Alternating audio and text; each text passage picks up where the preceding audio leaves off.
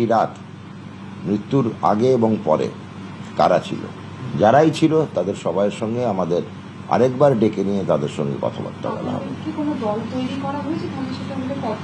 না, এখন স্বাস্থ্য দপ্তরই করবে। স্বাস্থ্য দপ্তরের নিজস্ব যেটুকু দল আছে তারাই করবে। প্রক্রিয়া শুরু, মানে আমাদের আক্ষরিক অর্থে শুরু হয়ে গেছে, কিন্তু প্রত্যক্ষভাবে ডেকে কথাবার্তা বলা এখনো শুরু হয়নি, সেটাই শুরু হবে। দাদা, এই যে অভয়ের মৃত্যুর পরপর যে জুনিয়র ডাক্তাররা আন্দোলন শুরু করেছিলেন এবং তারা বেশ কয়েকজনের পদত্যাগও দাবি করেছিলেন, যার মধ্যে নারায়ণ স্বরূপ নিগমেরও নাম রয়েছেন, তো আপনারা যখন দেখুন, প্রথম হচ্ছে তদন্ত হোক, তারপরে তদন্তর পরে কি কি আমাদের পরিকল্পনা কি হবে সেটা নিয়ে আমরা পরবর্তী প্রেস কনফারেন্সে বলতে পারি।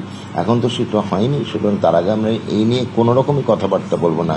কে জড়িত ছিল, কে ছিল না, সেগুলো তখন প্রশ্ন উঠবে এবং সেটা তদন্তকারী সংস্থা ঠিক করবে। স্বাস্থ্য বিভাগ কখনো তদন্তর নির্যাসটা পেরে তদন্তকারী সংস্থাকে দিতে পারে, কিন্তু বিচার করতে পারে না। প্রধানত এবং স্পেশালি বিশেষত এই কেসে, অভয়ের মতো সেন্সিটিভ কেসে, সেটা কখনোই বিচার আমরা দিতে পারি না। আমরা ম্যাক্সিমাম যেটা করতে পারি, যেটা কে কে ছিল তাদের সঙ্গে কথাবার্তা বলে, তারা কি দেখেছিল, কি হয়েছিল, ঘটনাটা তাদের মুখ থেকে আরেকবার শোনা স্বাস্থ্য দপ্তরের পক্ষ থেকে। কেন সেই সময় এই নিয়ে স্বাস্থ্য দপ্তরের কোনো রকমই ফাইলও হয়নি, তদন্ত হয়নি। কিন্তু এই যে প্রক্রিয়াটা আপনারা করবেন, এটা তো অলরেডি পুলিশ এবং সিবিআই একবার করেছেন, নতুন আর কি? যেহেতু স্বাস্থ্য দপ্তর অতপ্রতভাবে জড়িত, অভয়া আমাদের এখানে একটি স্নাতকোত্তর ডিগ্রির পাঠ্যক্রম প্রায় শেষের দিকে নিয়ে পৌঁছে গেছিলেন। আর 3 থেকে 3 মাসই মনে হয় বাকি ছিল, 6 মাস বাকি ছিল পাঠ্যক্রম শেষ হতে, এমডি। তো সেই জন্য আমাদের একটা কর্তব্য থাকে, দায় থাকে, দায়বদ্ধতা থাকে, সেটা তো আমাদের পালন করা উচিত। বিগত সরকার করেনি, সেই অধুরা কাজ রয়ে গেছে, সেই কাজটাকে সম্পন্ন করার জন্যই আমাদের এই সরকার এইটুকু ছোট্ট পদক্ষেপ নেবে স্বাস্থ্য দপ্তরের তরফ থেকে।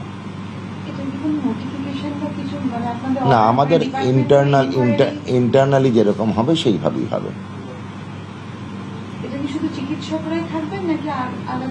না, আমাদের স্বাস্থ্য দপ্তরের আধিকারিকরাই থাকবে।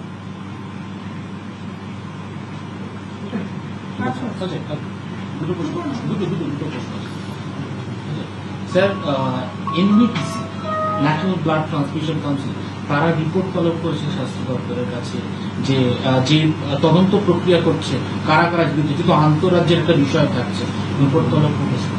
আমরা যথাসময় সেই রিপোর্টের উত্তরও দেবো, রিপোর্টও পাঠাবো ভারত সরকারকে।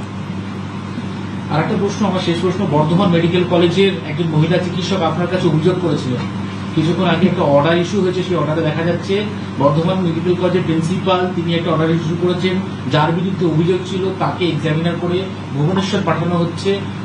এটা তো একবারে যিনি অভিযুক্ত আপনাকে অভিযোগ করেছে, আপনি বলেছেন। আমি এই খবরটা মিনিট 20 আগে পেয়েছি।